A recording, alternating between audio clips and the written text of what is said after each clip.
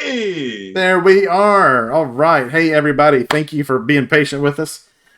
We are the good Grognards. And thanks, everybody, first off, for hanging in there. I am Than Gibson. With me I, is. I'm Derek White, the Geek Preacher. That's right. And we are really thankful for everybody who's followed us throughout the past week in supporting us on social media, getting all of this together. So, what Good Grognards is about is bringing you some positivity, some inclusivity, and just talking about some of the neat stuff about our gaming hobby, whether it's from an inclusive perspective or a community perspective or just a creative perspective. We want to spotlight that stuff and do some really good signal boosting for folks. So first off, on our weekly schedule here that we're going to kind of work with, our first segment is called Grognards Doing Good. Now, we're going to talk about what it means to be a grognard here in a little bit. And this does not mean that you only have to be a grognard to do good. You can be anybody, any gamer that does good, because we consider everybody to be grognards in training at some point. But we do have three specific causes that we want to talk about and bring to your attention. These are causes that both Derek and I have some pretty strong ties to. So I'm going to let Derek start off and talk about our first one here. Well, the first one I want to mention, and some of the folks involved with this would definitely fit into the Grognard category. It's some friends I've worked with for a number of years through GaryCon. It's called Innroads Ministries. Innroads Ministries provides volunteer board game libraries for conventions. Uh, the past few years, Inroads has been at GaryCon before COVID when they were on site, and they would come and they would bring anywhere from 4 to 6 volunteers who would set up a free board gaming library, because that's what gamers need. When you go to a gaming convention, you don't always get in the game that you want to get in. You don't always get the schedule you want to get. So you have blocks of free time, but you still want to game. And so what Inroads decided to do, and I invited them to come up to GaryCon, talk to GaryCon about that, is to bring the board game library back, because GaryCon had lost its board game library. The person who'd been doing it had moved further away and could no longer come. And so my friends at Inroads came up there. They brought a ton of board games, and they just sat there day in and day out for the 4 days of the convention, providing these games. People would check out the games, they would play them, but Inroads didn't go stop there. Inroads did not stop there. They didn't just bring the games and let people play them. If someone came up and said, "Hey, what do you know about this game? How does this game work?" They would then spend an hour or two, sometimes 3 hours, showing people how to play board games, introducing them to board games. And then after they played those games, they would either go get some lunch or they would go to their next event.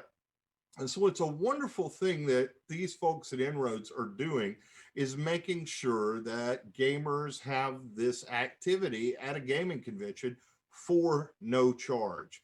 The only charge was your ticket to get into the convention, so that you didn't have to pay for this event or anything like that. You didn't have to worry about scheduling, and you could just drop in. And even if you did, if your friends that came with you were playing other games, you could drop in, meet new people, and sit around and play games. And I just think that was a great thing that that group of grognards would do for GaryCon and do for gamers. They've also been known to set up game days for churches and other groups as well that want to learn how to do board games or have a social event that's a little bit different for their organization. Go check out Inroads, and they do a lot of great stuff. They've got some great podcasts. They've got some great content on their site. Lots of good reviews about gaming. Definitely go check them out. Inroads, Ministries.com. And then, Derek, you want to take our next one as well? Let me see. Let me look at our show notes here. Is Founders this and the? Legends? Yeah, well, there's Founders and Legends. This is done by GaryCon. Luke Gygax is behind it. Luke Gygax is one of Gary Gygax's sons, and he put together Founders and Legends a few years back. I think they're up to 4 events now. And what Founders and Legends does is it talks about the history of D&D. They often have streaming events.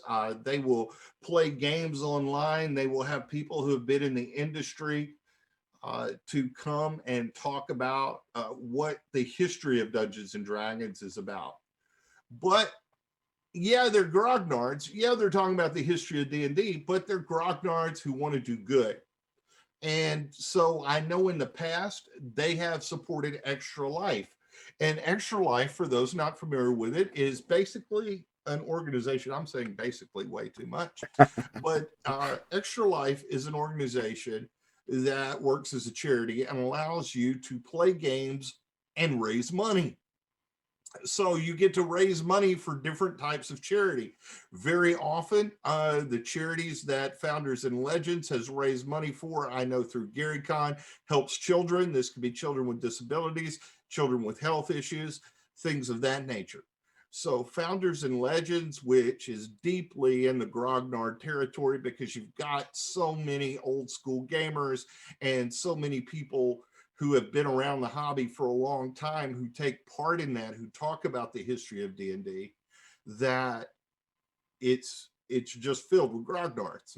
They often play games like Advanced Dungeons and Dragons, or they'll talk about Advanced Dungeons and Dragons, but they want to be doing good. And I think that's the key. They want to be known as people who are not just helping the gaming community, they're helping the community as a whole.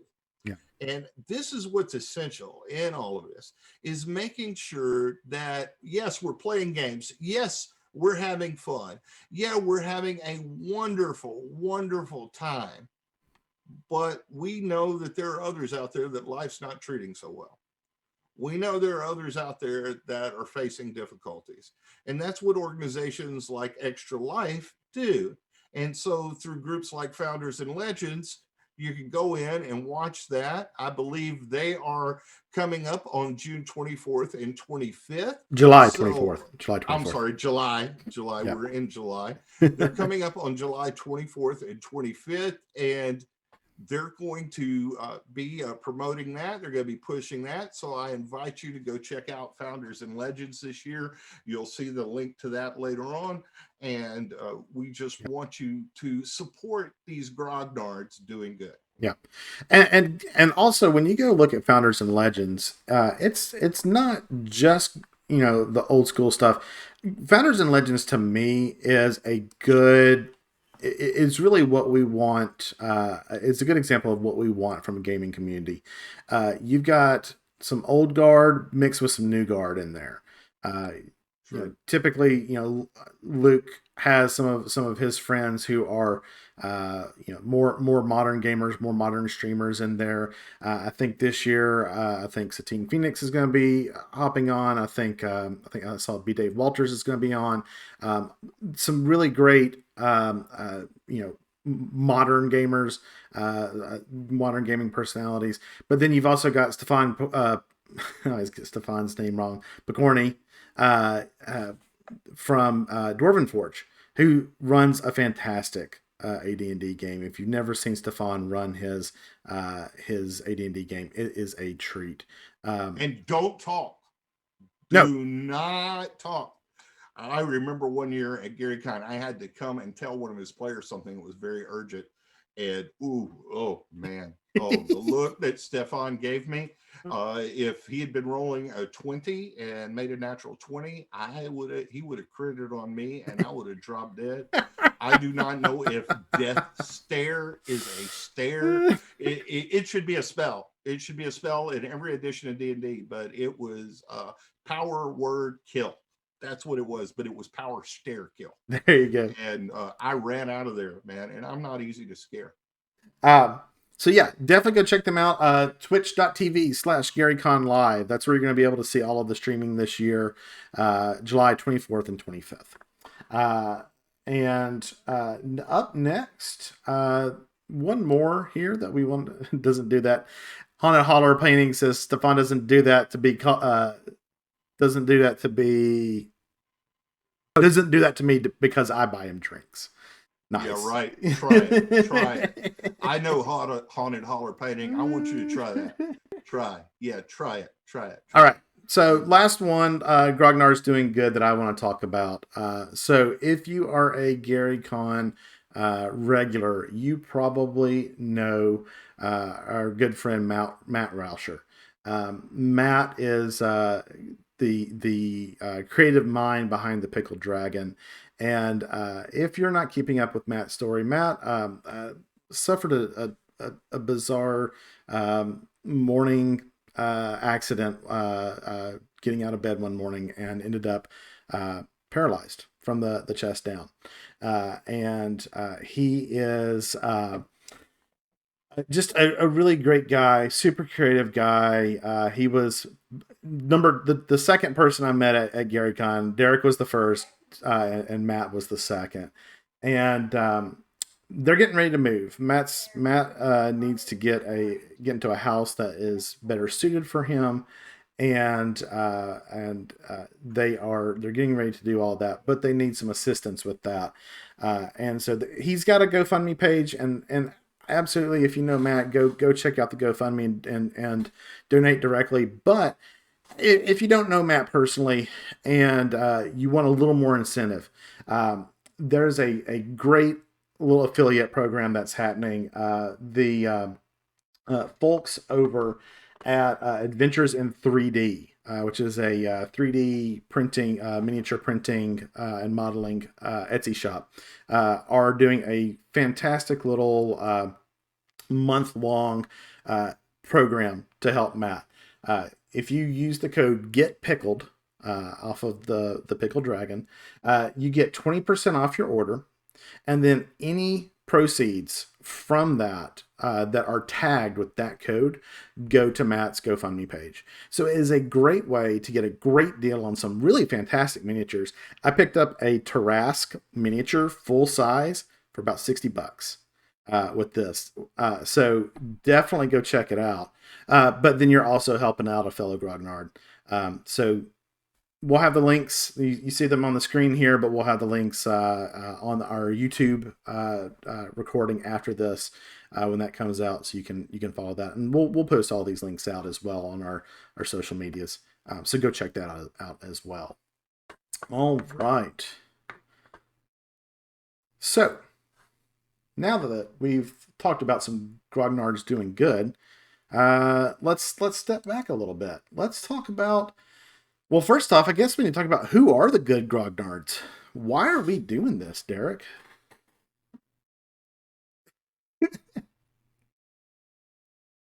You're muted, I think. There we go. There you are. Yes, the good Grognard is a term, a hashtag I started using on TikTok last year. And I know others have used it as well, but I started using it about June or July of last year when I started posting some old school D&D videos on TikTok. I would start posting articles from old Dragon magazines. I would start posting some reviews of some of, or just pictures or videos of old school D&D box sets to give some of the younger D&D players on TikTok an idea of what was out there. And the reason I said good Grognard is because Grognards often have a bad reputation. I likened it to the King James version of the Bible, the King James version only Christians. Some Grognards are out there and they're like, AD&D is the only edition. Advanced Dungeons and Dragons is the only edition. Some are the 1974 box set, which is very hard to read. It really is the only rules for me. And this is all I'll ever play. This is all D&D should be. And let's stick to the original manuscripts. And that that can be chafing to newer players who have come in under other editions. It can be chafing to people who came in under second edition, third edition, fourth edition, or fifth edition.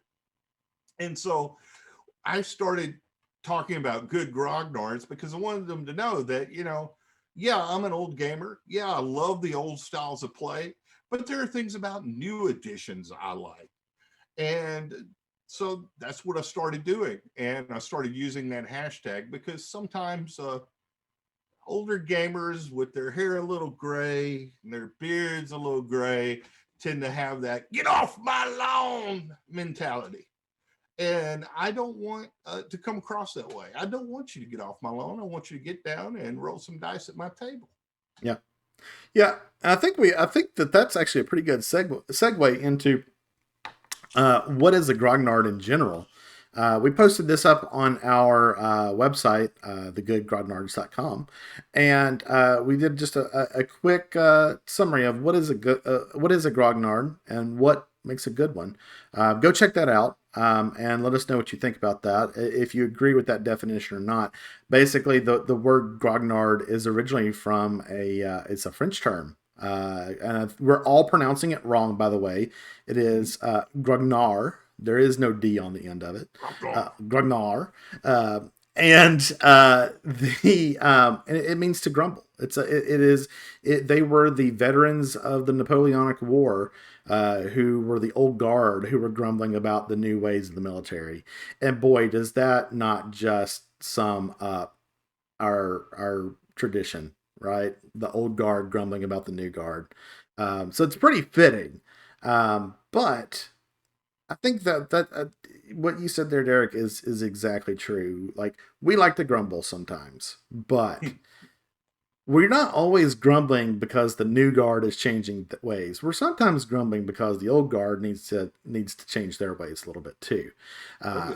And so that's the purpose of being a good grognard is to channel that energy into something positive. So we obviously want, because this is our first episode, we kind of want to, I think, talk about how we, other than just aging, came to be grognards, and what where that has led us.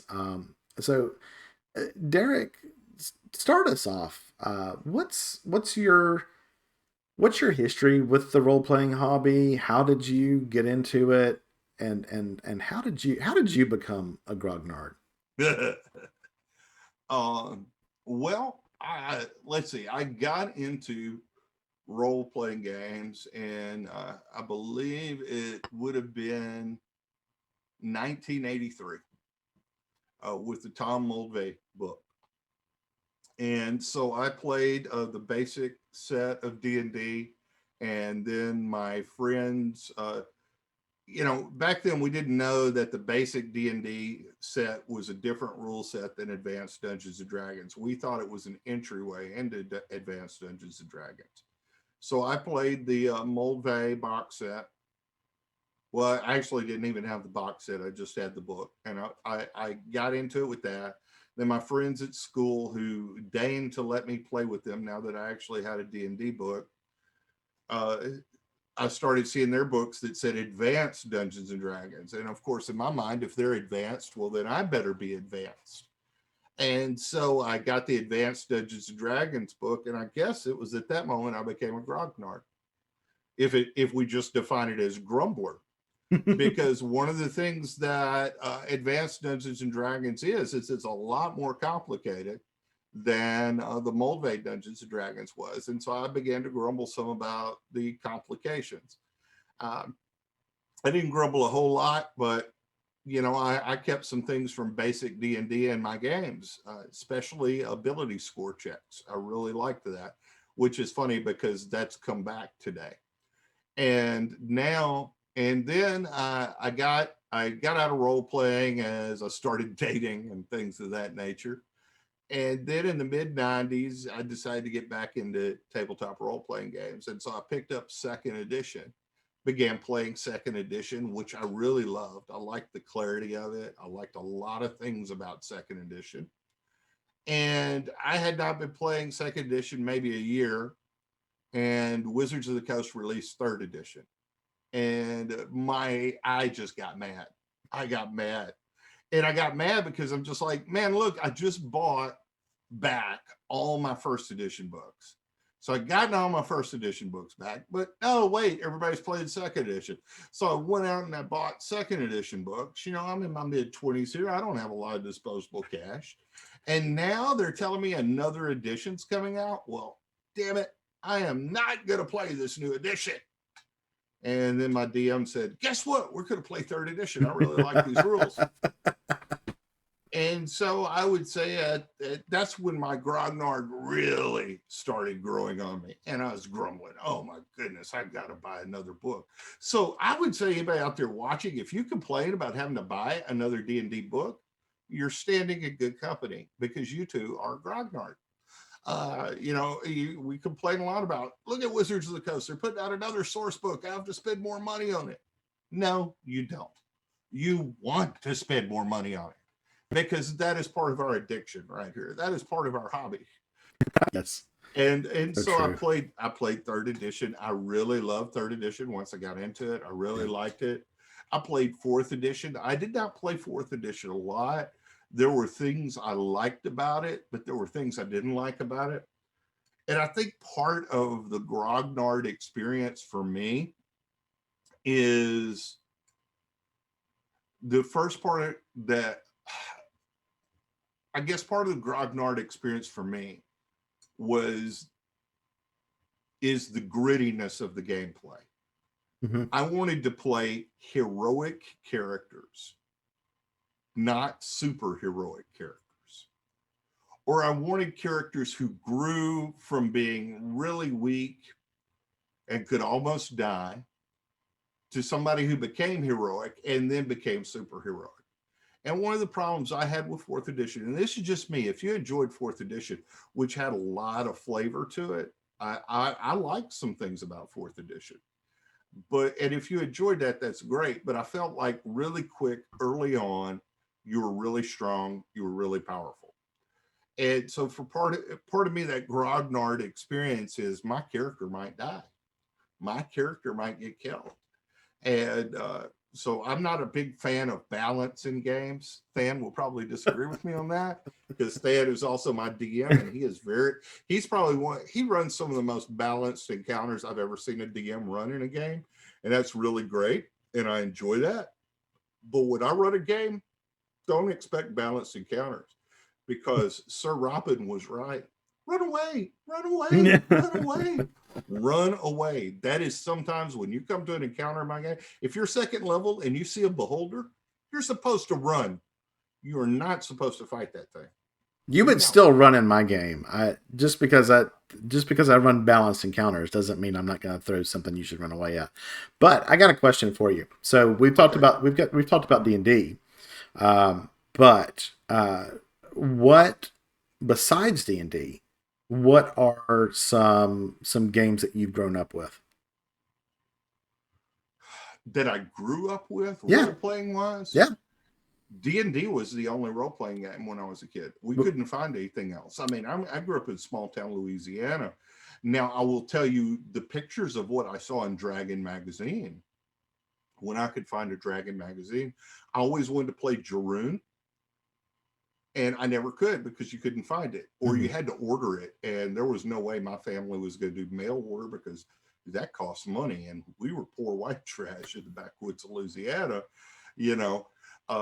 I still remember, this is a fun story. I still remember, I don't know if you remember the company War Games West, but our teacher was, our like 8th grade teacher or 9th grade teacher was teaching us how to write a letter to request something.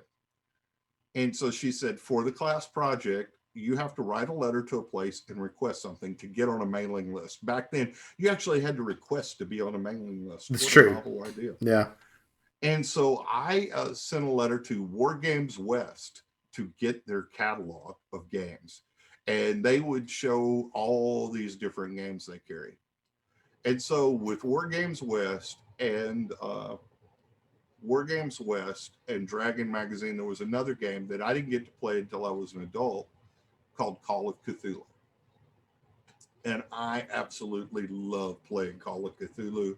I love running Call of Cthulhu. It's a great game. But yeah, so I would say the games I grew up on, the role playing game I grew up on was only D&D because that's all we could find. I wanted to play Gamma World, couldn't find it. I wanted to play Call of Cthulhu, couldn't find it. I wanted to play Jaroon, couldn't find it. I even wanted to give Boot Hill a try Right? and couldn't find it. Yeah. And that's what happens when you live in a small town. Yeah. Um, so Haunted Hollers got a question for you. We'll start with you, and then I'll answer my answer too, because it's for both of us.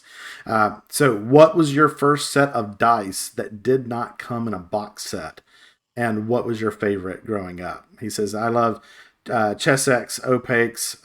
When I was younger, my first set was blue opaque, and I bought them in '92 and still have them." Hmm. Well, again, stuff was hard to find for me. First, I talked to people who grew up in other parts of the country, and they would tell me they would go to a Walden Books or a place like that to get their D&D books. Let me explain to you where I got my D&D books. I lived in a small town called Linville, Louisiana, which is right on the border of Louisiana and Arkansas, pretty close to it. And the largest town near us was Monroe, Louisiana, West Monroe, Louisiana. It's a fairly big town, a university town even. But that was about a 30, 40-mile drive, I think, something like that. And that's a long drive back in the day. Speed limit's only 55. You're driving through the backwoods. It might be an hour one way to Monroe. And so to get to Monroe, the place I eventually found was in what we would call a strip mall-like area now. Mm-hmm. Yep. There was a barber shop, old-fashioned barber shop with a bunch of old men in there always sitting around. There was a couple of really cheap clothing stores around there, maybe a suit store, and then back inside it, in this little cul-de-sac area, was this little bookstore that carried D&D books. They had some comics, but they carried D&D books, and they would carry dice, but they didn't have dice sets. Okay. They just had individual dice. So this is 1984, 1985. I'm sure somebody sold dice sets. So my only dice sets during the 1980s were what came in a box set. Okay. So my first set of dice came actually in the Mincer box set. I had to buy all my dice individually and then get some from my friends as well. Yeah. Many of my early D6s were D6s with pips on them, just like regular dice. Right. Sure. Yeah. So for those, I'm sure everybody that's watching knows this, but for those maybe that don't, the Mincer box set is the classic red box that everybody kind of knows as like, if they think, old school D&D, they probably are thinking of the Mincer box set. It's the classic Larry Elmore art. My first dice set, it's actually kind of funny that Haunted Holler mentions this. The loose dice probably would have been Armory, made by Armory. I think my first sets of dice were from Armory. I probably bought them probably around 89. So I started D&D in 88 with the Mincer box set. I had a friend of mine who had gotten a hold of his older brother's red box and brought it to school. And now I grew up in rural Tennessee, and so 88. We were still in not quite the death throes of the Satanic Panic. So carting around a red box, it was contraband, and he had it in his gym bag, and he would called everybody back to his desk before a class so he would open up the gym bag and we could all look in there and look at this thing D&D, and it was like we were looking at pornography. I mean, it was it was that contraband. We had to had to look out to make sure the teacher wasn't seeing, right? And we all he would let us, he'd kind of pass the books around to us. We could take them home on the weekends, and make photocopies. My grandparents had an office supply store, and so I would go make copious amounts of photocopies and burn all of their toner up, which was expensive in the 80s, right? And but we only had one dice set. And so the first time that I encountered an actual game store was on a family trip to Atlanta. And there was one in the Galleria Mall, the big mall that's in Atlanta. And it was and they had Armory blister packs, and it was a 2 set. And they were there was an opaque and a translucent, and they were purple. And I still have 2 of the 6-siders, and that's it. The rest of them have been lost to time. But those were my first dice, and it's also kind of how I got started as well. I love Artie Gale Justicar's comment. My first set of dice were the soft plastic mudder dice. Yeah. Well, he said mud. They said mud dice. Yeah. Still got several of them, though they are hopelessly rounded off. Yeah. Got them soon after I got my first box set, the Holmes box set, in 1980 from my dad. By the way, the box set had no dice, just laminated chits. Yes. And I do know about that. I did not experience that myself, but I have a copy of the Holmes box set that has a picture of the chits on the back. I had one of those home box sets with the chits in it, but I gave that away to a friend because I liked my friend. Haunted Holler says, when I was in high school, we had an issue with kids gambling, and they banned all dice from the school. So I went to a rural Church of Christ growing up, and we were not allowed to bring any type of board games to our youth group lock-ins, including Monopoly, because it would be considered gambling because it had dice in it. So you better believe D&D wasn't involved. So you don't bring any games to lock in, so you can sneak off with another kid and have a makeout session. Sure, that makes sense. So there's a guy who was a youth pastor and said, no, we will have as many games as possible because I don't want to listen to your parents finding out about y'all making out in the back room. That's a good point. Lock-ins would go a lot smoother if people just played board games. I would actually love just a lock-in with all my friends for a weekend and just sit down and play board games, and we can't leave the building. That'd be amazing. Don't we call that GaryCon? That is GaryCon, right? That's grown up GaryCon. It's grown up camp, right? Grown up Grognard summer camp, except it's in the winter. So I guess that's a good segue kind of into a bit of my story. So yeah, I grew up in rural Tennessee, and I did play D&D starting in 5th grade, and then just like it's so funny, Derek, you talked about mail order. My next step from D&D, 6th grade, my best friend got mail order catalogs.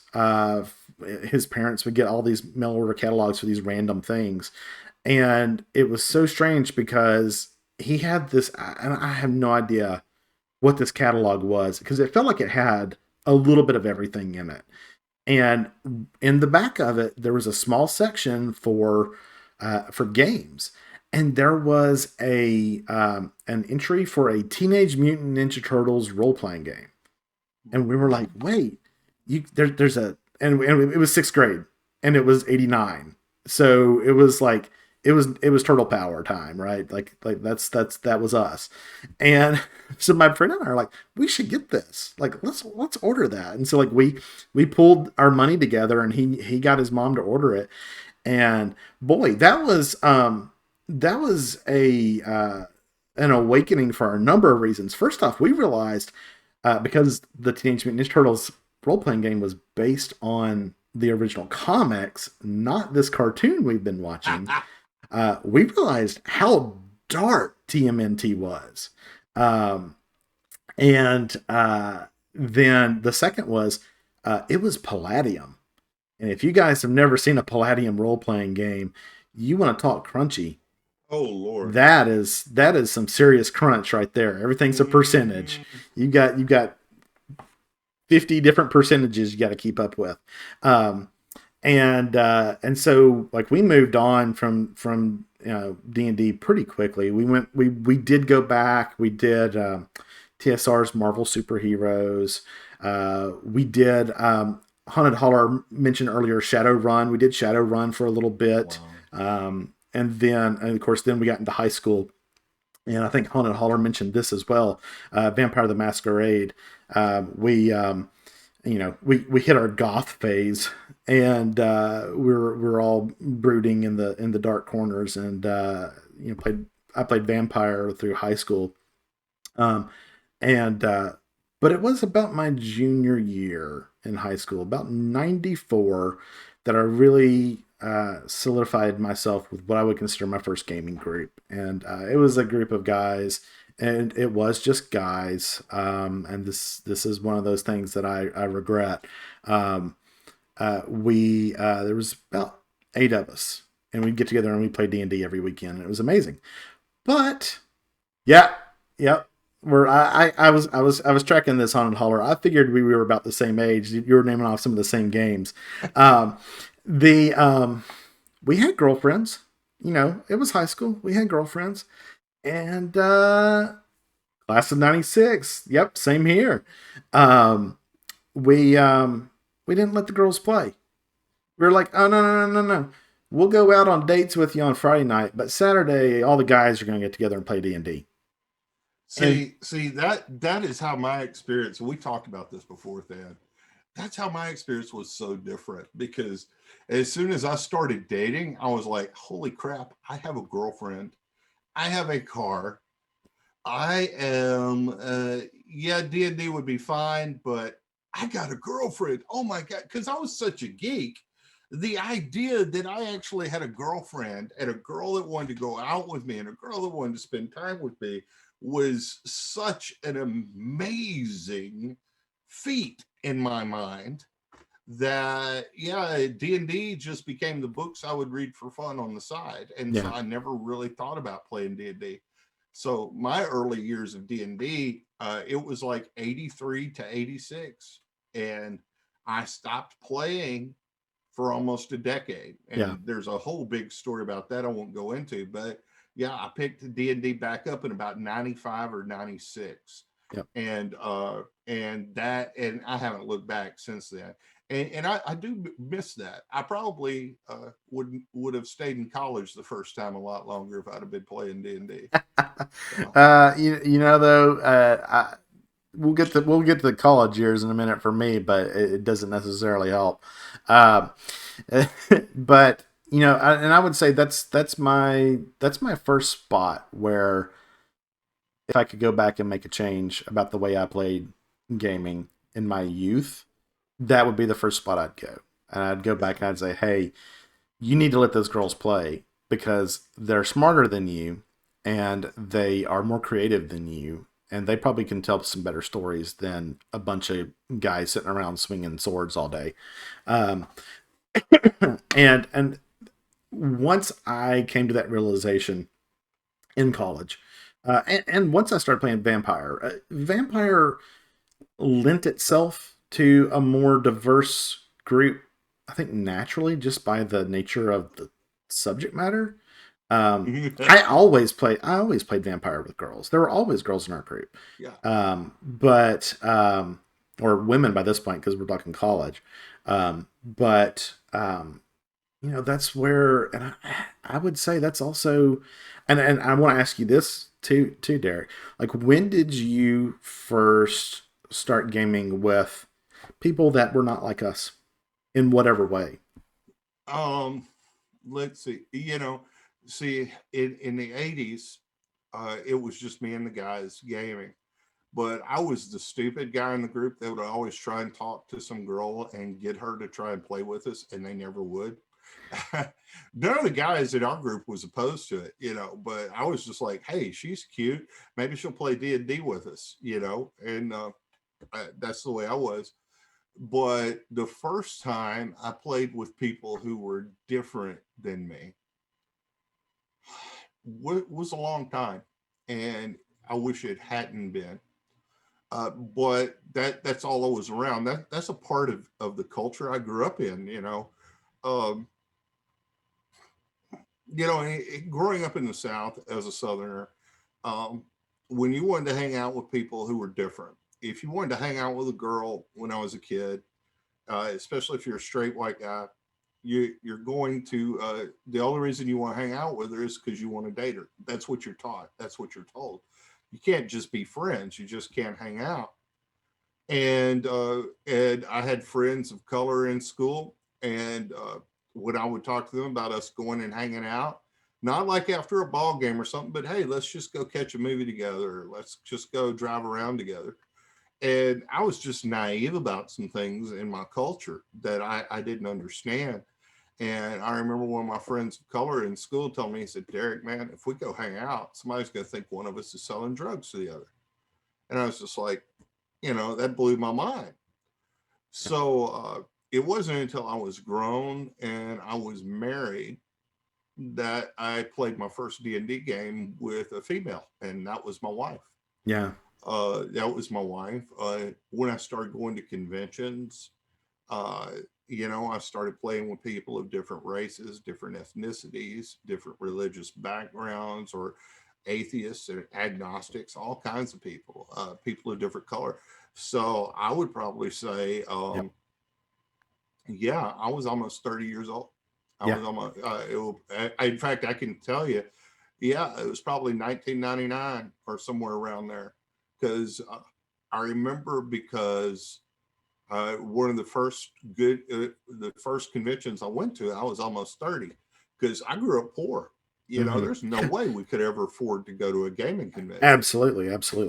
And so I spent a lot of my 20s financially trying to make ends meet, let my wife finish college, things like that. I was back into gaming, but I got to go to my first gaming convention at the age of I would have probably actually been 28, but something like that, 28 or 29, because my daughter was in a stroller, and I went to Mid-South Con in Memphis, Tennessee, and and there were all kinds of different people there playing. I mean, now I will say the hobby was mostly white, but there were a lot of women there who were playing. There were vampire LARPs going on. I played in a vampire LARP, which I'd never done before, and enjoyed the heck out of that. Yeah.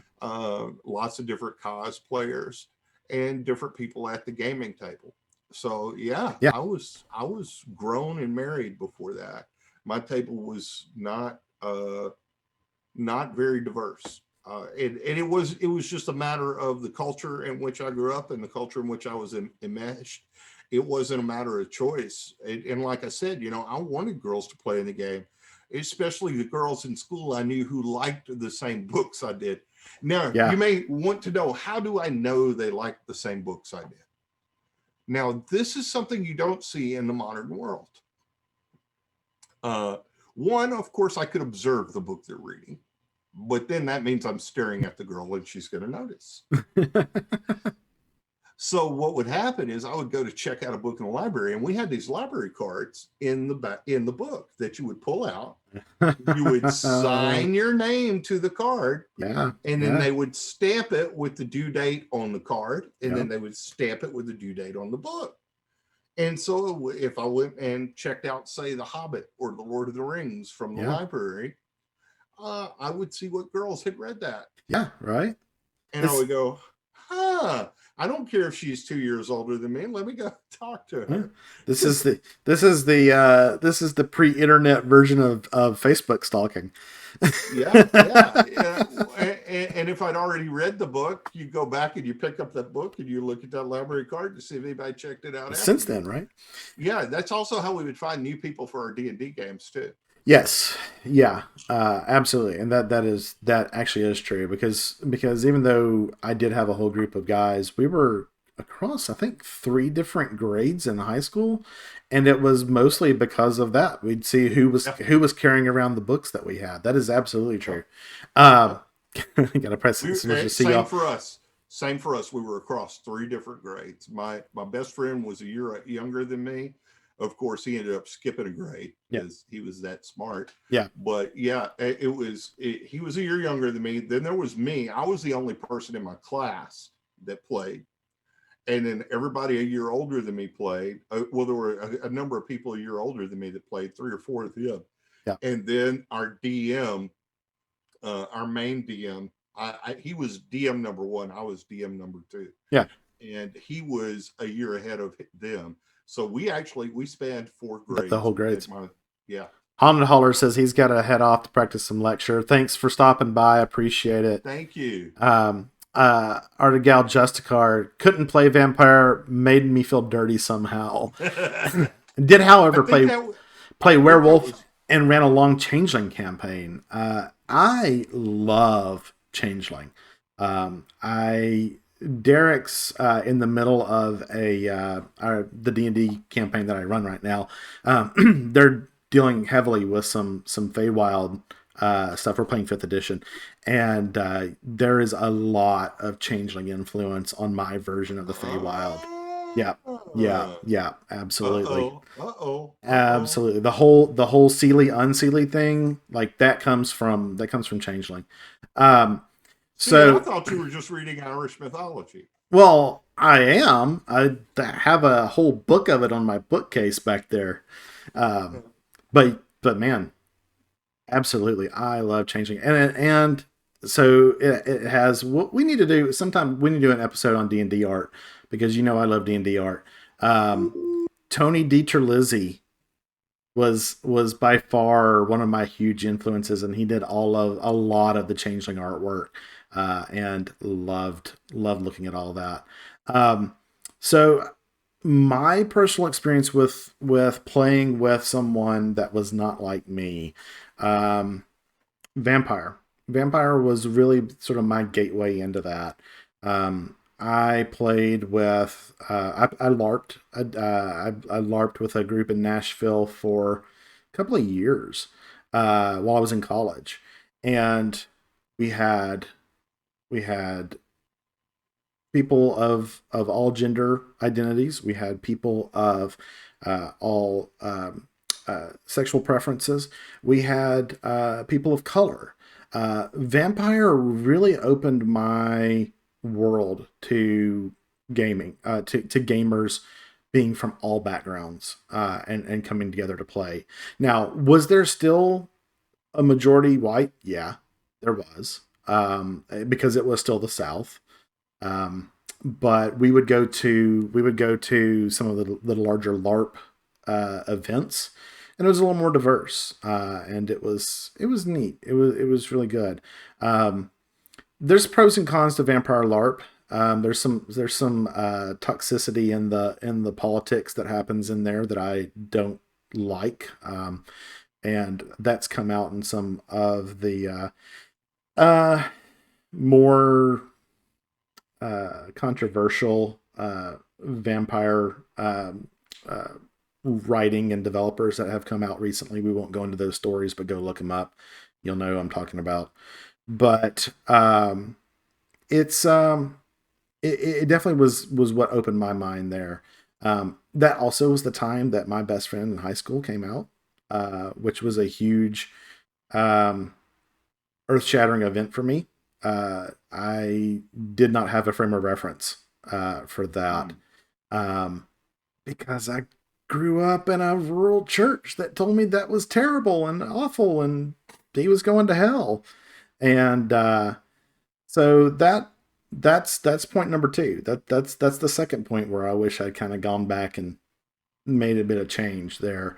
Um, Artigal Justicar, that was a beautifully illustrated book, and yes, World of Darkness games really opened up the gaming table to diverse players when I was in UK back around 92, 94. Now, see, that's what I would like to hear more about that. Like my world was, like you said, Derek, I was still a poor, Southern guy. I got to go to my first gaming convention, Gen Con 2000. when they launched third edition, and that was because the comic book shop I was working for got free passes. Oh, wow. Yeah. And so my boss could have cared less. He's like, I don't go to Gen Con. I'm a comic book guy. You want to go? You're my gaming guy, and gave me 2 free passes. And Nice. buddy of mine and I went up, and we got to see the launch of third edition. But that was my first experience in 2000. So I'd already been playing for 12 years before I ever had a chance to go to a convention. So I would love to hear people's stories from other parts of the world, not just the U.S., but other countries. I'd love to hear what it was like in the U.K. when the shift started happening in the U.K. and in Europe, because I think it's going to be different. I think we're all going to have a similar path, but I think it's going to come at different times, just because of how these different geographic regions open up. Thanks for sharing that. I really appreciate that. So here we are now. We're in a world that's coming out of COVID. D&D is the most popular it's possibly ever been. Boy, that's a controversial statement. Some people would tell me it's not, but let's oh no, Artigal Justicar says, sorry to be clear, UK, University of Kentucky. So another Southerner. All right, that's all right.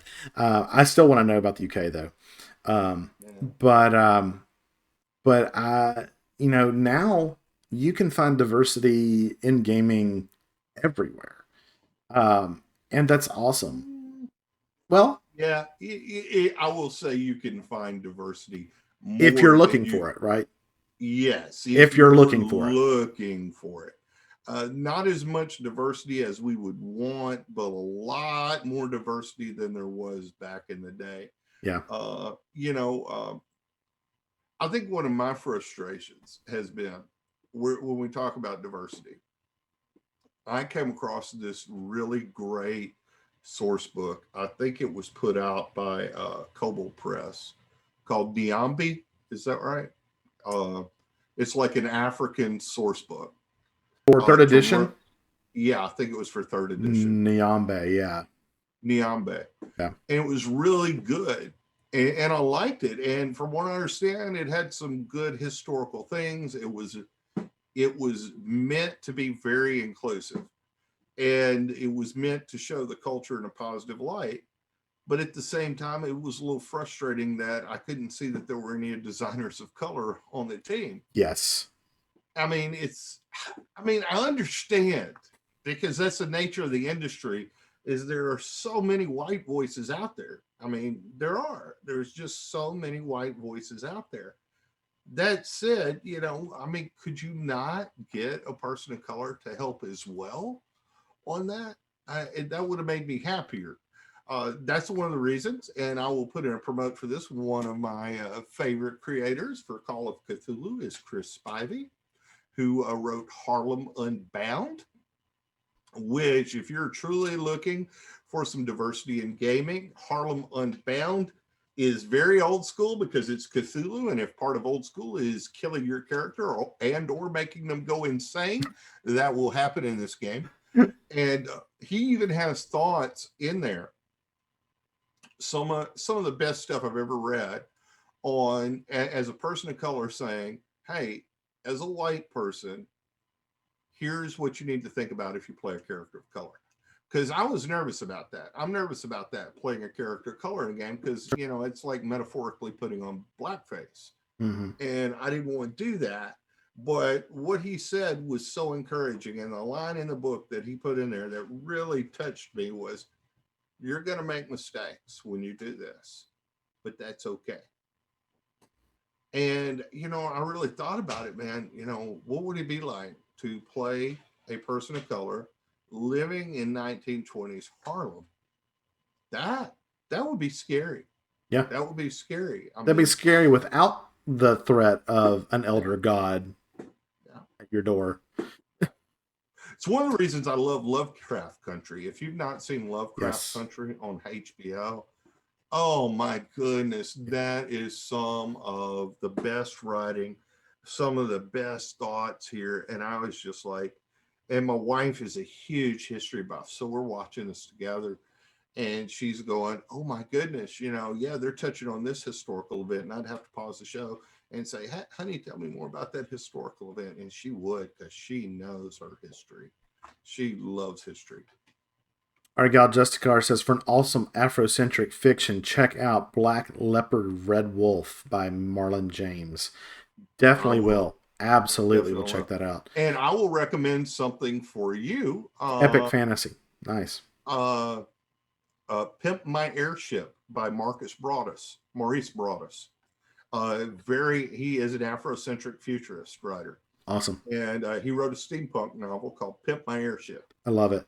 And so, yeah. I mean, I'm as white and redneck as you can get, but I've heard white redneck voices all my damn life. I want to hear some other voices.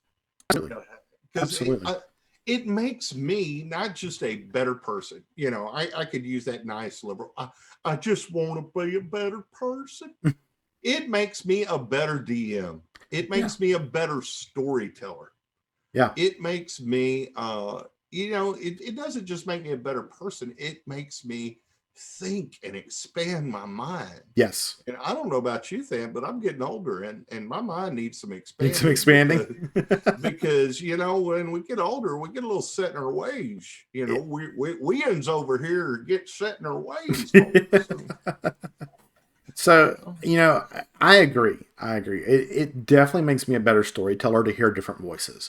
I think that I have benefited so a difference I think between Derek and myself is I am an RPG streaming glutton. I will watch RPG streaming all day long. And I will look for a lot of different shows. I do watch the big ones. I watch Critical Role, things like that. But I look for those smaller ones as well. And it's always interesting to see the different ways that everybody DMs. And I absolutely crib that stuff.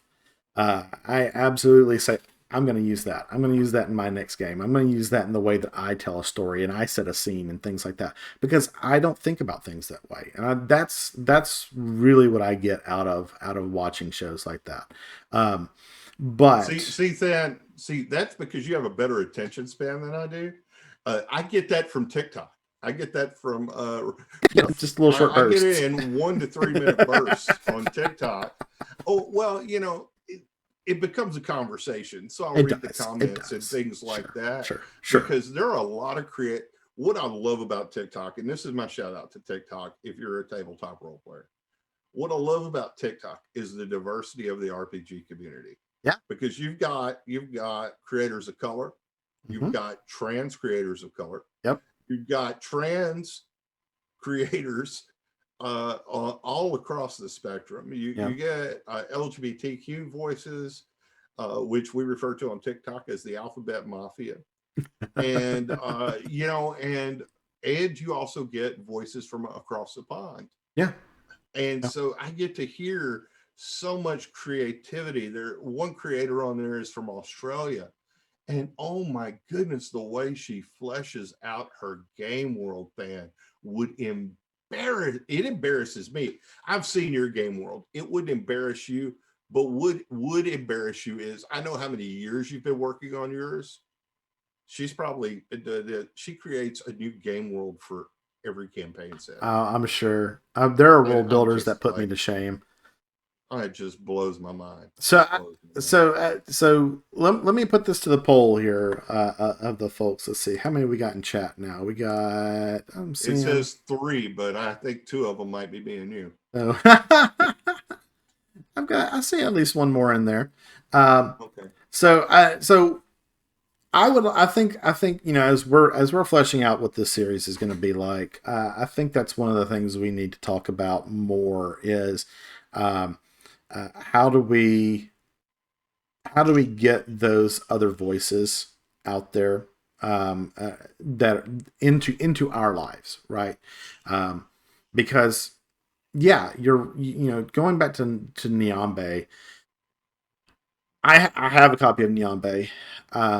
I liked a lot of the stuff in that, but I kind of agree with you. I don't think there were many people of color on that, and I feel weird owning it. It's same with I've got a copy of Oriental Adventures up there on the shelf back there because it was in my collection.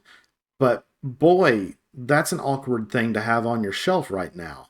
And if you guys aren't following Daniel Kwan and his takedown on Oriental Adventures, reading through the whole thing and talking about all of the problems with it, go check that out.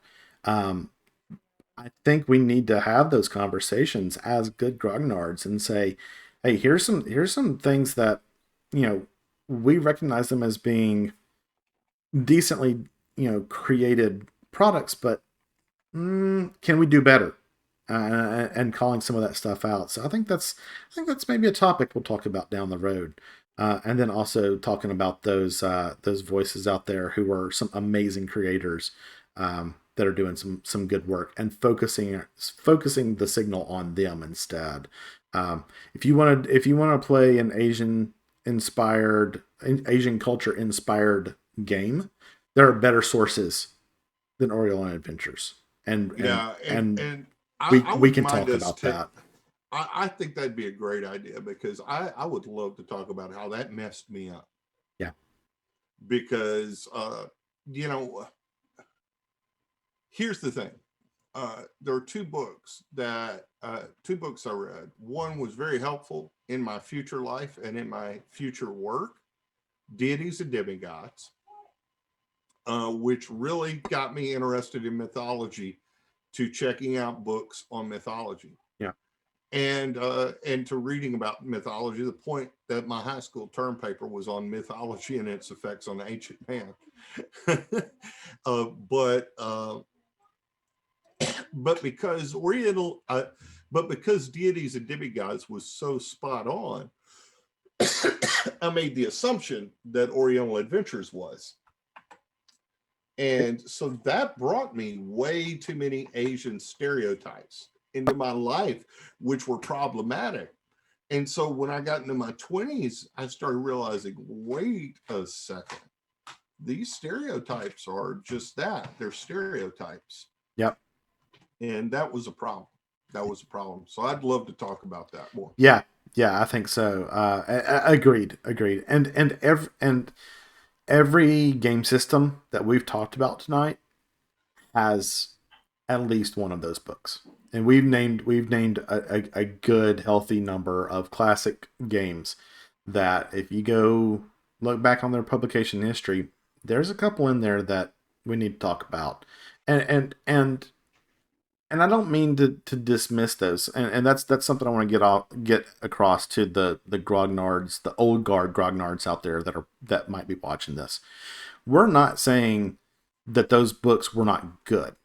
What we're saying is, if you want to run that, there are now better books that you can draw on that will give you a truer and more rounded uh, taste of that.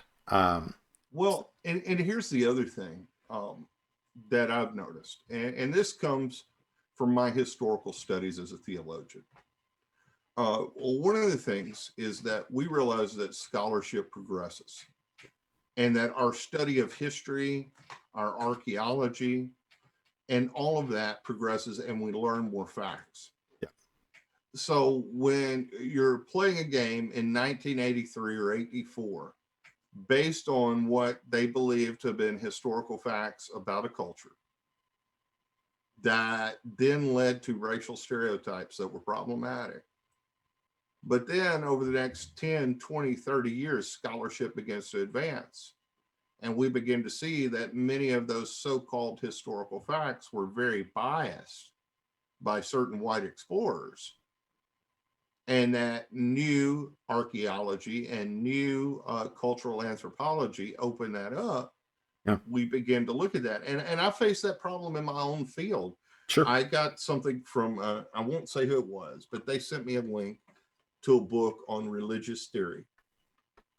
And this is a person I respect, person I care a lot about. And they were sending me this book because they know I'm really progressive on religious theory and I love to read new religious theories. This book was written in the 1800s, and 90% of what that person has said was disproven through the growth of cultural anthropology and psychology. Oh, So wow. this is a person I respect, a respected individual, and they're going, "Hey, Derek, here are some thoughts on religious theory that you might want to look at." And I'm going, "This is so out of date." Yeah, from somebody Yeah, who's been dead for nearly 200 years. yeah, and they're showing me this book, and I'm going, they're showing me this book, and I'm just going, here you are, you're older than I am, and I know that book influenced you when you were younger, because they told me this book really influenced them when they were in their 20s. And I'm like, Sure. okay, that's great, but Right. why didn't you keep growing and learning? Yes. Yeah.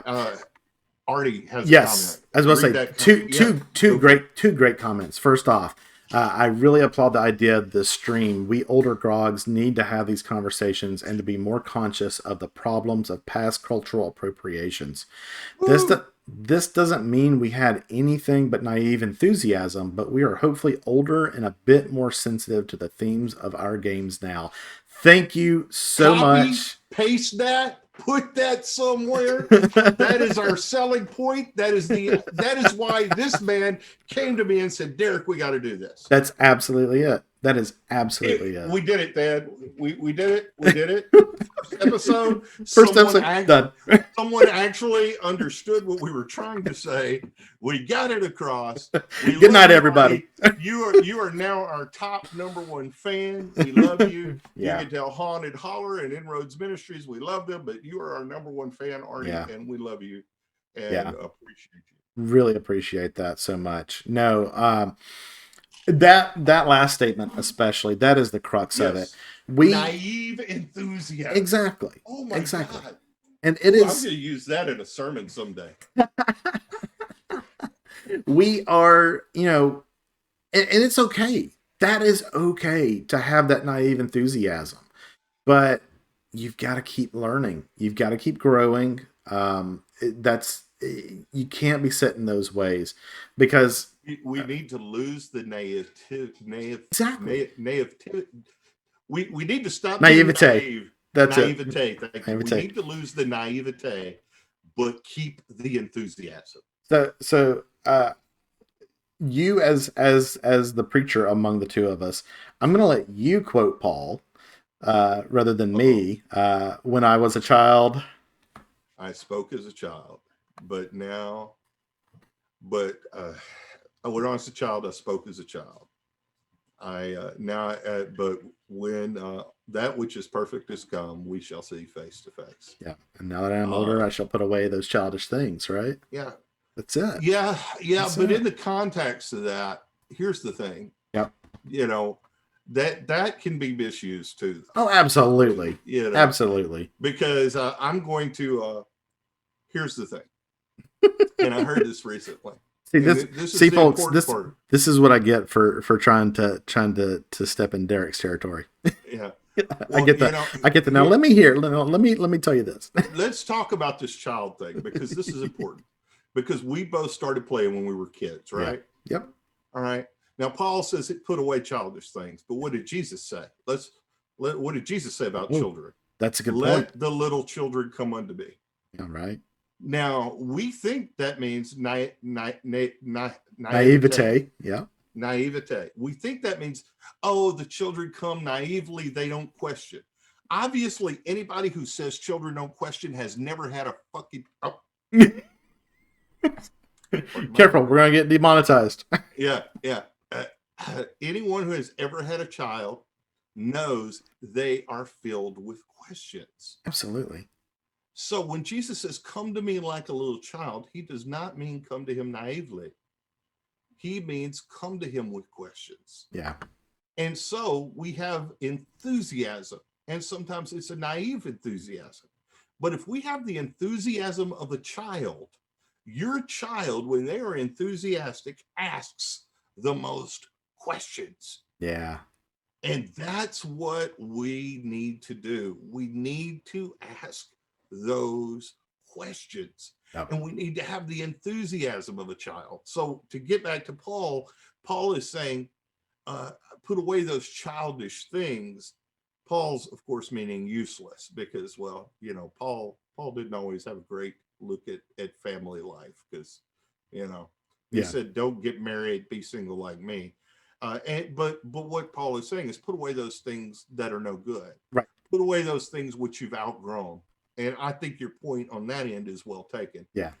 We have outgrown some of that. Yeah. And that's okay. That's okay. That doesn't mean I got to put away my toys. That just means I need to make better toys. That's right. And I think we have. I think we, as a 45-year tradition, give or take, have made some infinitely better toys. So. Oh yeah. Oh yeah. Oh yeah. Here, I'll show you a better toy. Uh-oh. Oh, here we go. It's show and tell time, folks. Hang on. Show and tell time. Where is it? Oh, where is it? Oh my goodness. Here we go. All right. All right. Let me show you a toy. I think this is a great note to end on. This is what a monster looked like in D&D in the 1980s. Yep. That is an Umber Hulk. Yep. It's nice, but it's just a big hunk of junky plastic. Yep.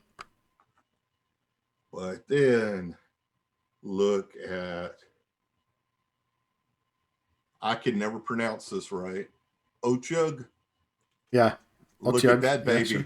Yeah. Yeah, look at that baby. So this is how I liken it to. Do you want to return to this? Or do you want to play with something like this? Yeah. And if you're fortunate, you can put them both in the same game. And I think we need to talk about that at some point as well. What are the ways that we can bring the old school into the new school and the new school into the old school? Oh yeah. Oh yeah. Oh yeah. Yeah. Does that mean I get to show all my toys? We can put a segment on the show, Derek Show and Tell. I'll show you Warduke riding a nightmare. Oh yeah, that's a good one. I've seen that. Strongheart riding his Destrier. Yeah. I can show you some of the female cleric from the 1980s, which would have just been amazing to me to have seen a female cleric in the 1980s. I'll give Elmore that. Elmore did that, in the red box. Absolutely. He had a female cleric in there. And for a man a self-described Baptist boy from Kentucky, for him to put a female cleric in his game was pretty progressive for his time. Yeah. We need to point out some of that. We need to point out, for their time, many of the early creators of D&D were fairly progressive. I think so. I think we do need to talk about that. It'd be great to get some of them on to talk to them if they would. Skip Williams has already volunteered. That's fantastic. God bless Skip. We just got to make sure Skip has a good internet connection. But Skip Williams, one of the lead designers for 3rd edition Dungeons and Dragons, may be with us, and he's been playing for a long time. Well, Skip got mentioned earlier in the chat when Haunted Holler was around. He actually said that he got his or they got their copy of Rules Cyclopedia straight from Skip. Oh yeah, I'm sure he did. Mm-hmm. So I don't know about getting Larry on. Larry does stay pretty busy, and easy man. And if we got Larry on, you and I both know we would be here for 5 days. That's true. This would become a mini series. But if folks, rather either watching live with us or watching in recording or just following us on social media, if you'd like to see that and there's certain folks you'd like to hear from, let us know. We're looking for some great ideas. We're also looking for great stories. If you've got a real positive story, or of someone who's doing some good work out there in the name of our hobby, let us know. We would love to shine a spotlight and boost that signal, Yes. because that is the core of this. We like to get together and have a good time and talk. Derek and I could get together and talk without recording it, but we want to use this opportunity to talk about other folks as well. So Sounds good. we are coming up on the 70. We've just passed the 75-minute mark, so I think we're going to start wrapping it up for our first episode. We thank you, everybody who joined us live in chat. Yeah. Great comments, great questions. Those of you who are watching on demand after the fact, let us know any questions that you've got or any things that you'd like to hear us talk about. Drop those to us in social media as well. Anything else, Derek? I guess the last thing we should probably do is plug our own endeavors. Where can the folks find you out on the interwebs? I am all over the place on the interwebs. You can find me as the Geek Preacher on my Facebook page. You can find me as the Geek Preacher on Instagram and TikTok. And what we have up here right now is my Twitter handle. I couldn't change that one. I believe it's at Geek Preacher. The current project I am working on is a documentary on the Satanic Panic, where I will be interviewing people who worked for TSR during the Satanic Panic and the effect it had on them as individuals. We'll also be interviewing other people who grew up during that period and their own experiences with the Satanic Panic, as well as some younger people who experienced their versions of the Satanic Panic with Magic the Gathering, Harry Potter, and various other things. We want to shine a light on people of faith as well, who were playing during that time and, as Than said, had to hide their contraband because that was a bad thing. And if you would like to find out more about that, you can follow me on Patreon as The Geek Preacher, patreon.com, The Geek Preacher. As I tell people, if you want to find me online, just Google The Geek Preacher. There can only be one. That is absolutely true. And you can find me online, Than Gibson, Than Gib. That's my Twitter handle there as well. I am the artist and writer for Chronicle, a long running campaign world and webcomic that has been going since 1999. In various forms. Started off in an AD&D, morphed into 3rd edition, morphed into Pathfinder, morphed back into 5th edition. So it's gone through a lot of iterations and updates over the years.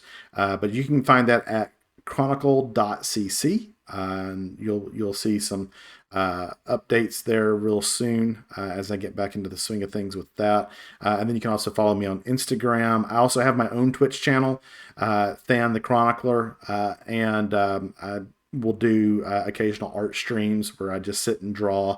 I like to draw, D&D art, either on the comic or if anybody has any characters that they want to commission, let me know. I am available, and I'll do those as well.